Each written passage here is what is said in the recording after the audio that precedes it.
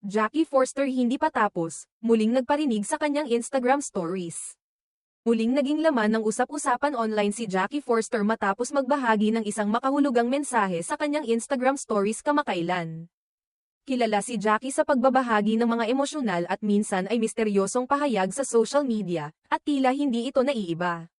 Sa kanyang Instagram post, ipinakita niya ang isang screenshot ng isang matapang at malalim na quote na tila may pinapatamaan. Ang mensahe ay tumatalakay sa kung ano raw ang tunay na nawawala sa buhay ng isang tao kapag siya ay nagsisimula ng tumayo para sa kanyang pamilya at naglalagay ng malinaw na hangganan sa mga tao sa kanyang paligid.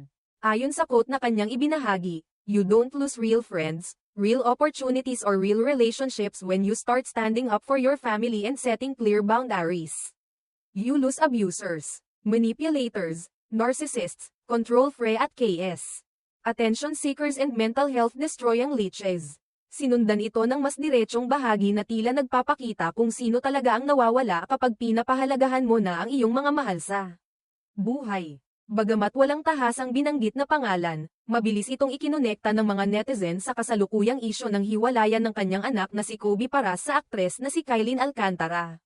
Sa ngayon, nananatiling tahimik si Kylene ukol sa kontrobersyal na paghihiwalay nila ni Kobe, bagay na lalo lamang nagbigay lakas sa mga spekulasyon kaugnay sa naturang post ni Jackie. Ang mga ganitong uri ng mensahe mula kay Jackie ay hindi na bago sa kanyang mga taga-subaybay. Kilala siya sa pagiging bukas sa kanyang nararamdaman, lalo na pagdating sa mga usaping may kinalaman sa kanyang mga anak. Gayunman, sa pagkakataong ito, tila naging mas matapang at direkta ang tono ng kanyang ipinahayag. Maraming netizen ang nagsabing tila may malalim na pinaghuhugutan ang post, at hindi maiwasang isipin ng ilan na ito ay patama kay Kylene o sa kampo nito. Lalo na't matagal-tagal na rin ang lumipas simula nang pumutok ang balitang naghiwalay sina Kobe at Kylene, ngunit wala pa ring opisyal na kumpirmasyon mula sa panig ng aktres. May ilan namang taga-suporta ni Jackie ang nagkomento na tama lang ang kanyang ginawa, ang ipaglaban ang pamilya, lalong-lalo na ang anak na si Kobe. Na ayon sa ilang ulat ay tila naipit sa masalimuot na sitwasyon. Samantala, may ilang netizen din ang nagpayo na sana'y huwag nang idaan sa social media ang mga personal na bagay. At sa halip ay ayusin ito ng pribado upang maiwasan ang mas lalong paglala ng issue. Sa kabila ng lahat, nananatiling matatag si Jackie sa kanyang mga paniniwala.